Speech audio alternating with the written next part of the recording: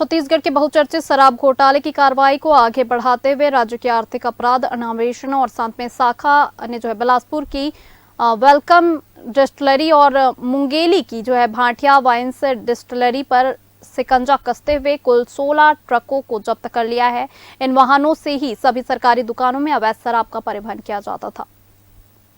ACB और EOW की गहन जांच में चौंकाने वाला खुलासा हुआ है कि इन चिन्हित वाहनों का इस्तेमाल पार्ट बी यानी कि अवैध शराब के परिवहन के लिए किया जा रहा था, जिसे बिना किसी आधिकारिक रिकॉर्ड के सीधे डिस्टिलरियों में चुनिंदा सरकारी देसी शराब दुकानों तक पहुंचाया जाता था।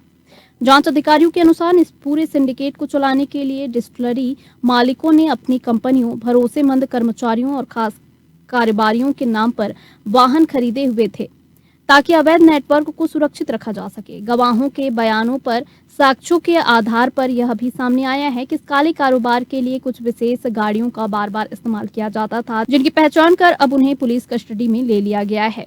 इस बीच में ईओडब्ल्यू ने केडिया डिस्टिलरी में भी इसी तरह की निजी गाड़ियों के माध्यम से अवैध परिवहन की जानकारी मिलने की पुष्टि की है, जिसकी अलग से जांच की जा रही है ताकि इस भ्रष्टाचार की पूरी कड़ियों को जोड़ा जा सके।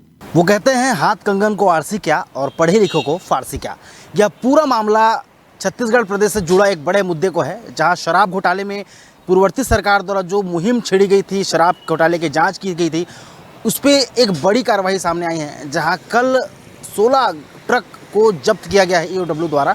और मैं अभी खड़ा हूँ इस कार्यालय में, ईओडब्ल्यू के कार्यालय में, और आप यहाँ देख सकते हैं इस पूरे मामले की अगर मैं विस्तृत जानकारी दूँ तो कांग्रेस सरकार कार्यकाल के समय 3200 करोड़ के शराब घोटाले की जांच कर रही थी राज्य सरकार।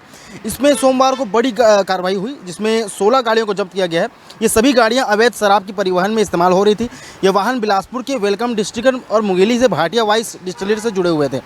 ईओडब्ल्यू द्वारा दर्ज इस केस में विवेचना के बाद ये सामने आई कि शराब का सीधा डिस्टिलरी से चयनित शासकीय देसी शराब दुकानों तक पहुँचाने का काम किया जाता था। डिजिटल और भौतिक सत्यों के आधार पर इस पर घोटाले के दौरान कुछ विशेष वाहन को बार बार इस्तेमाल किया गया ताकि अवैध रूप से शराब की खेती और खेप की बिना किसी रिकॉर्ड में खपाई जा सके। जांच में एक बात बताऊं, ये जांच में ये भी सामने आई है कि इस जांच में जो कारोबार को अंजाम देने वाले डिस्टिलर मालिकों की जो बड़ी चालाकी से अपने कर्मचारियों और कंपनियों के नाम से गाड़ी को कर दिया गया था। इसमें बहुत सारी चीज़ें ये भी सामने आए हैं कि ईओडब्ल्यू जांच के अधिकारियों ने बताया कि केडिया डिस्टिलर ने संबंधित वाहनों के स्वामी को हड़ताल पड़ताल की गई। इस प्रकरण के बाद कई रसोईदार और परिवहनकर्ताओं को कानून का शिकंजा कसने के लिए तैयार है।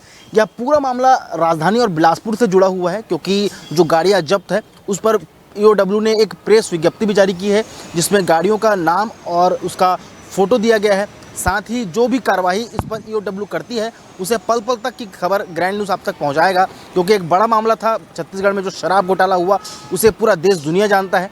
और जो इस पर अब जो कार्रवाई हो रही है, इस पर आगे और क्या शिकंजा कानूनी कसेगा, वो आपको थोड़ी देर में पता चल जाएगा। जो ये कार्रवाई जो चल रही है, इस पर क्या आगे अपडेट होगा, वो आपको पल पल की रिपोर्ट ग्रैंड न्यूज़ देता रहेगा। कैमरा पर्सन मिथिलेश साहू के साथ ग्रैंड न्यूज़ रायपुर।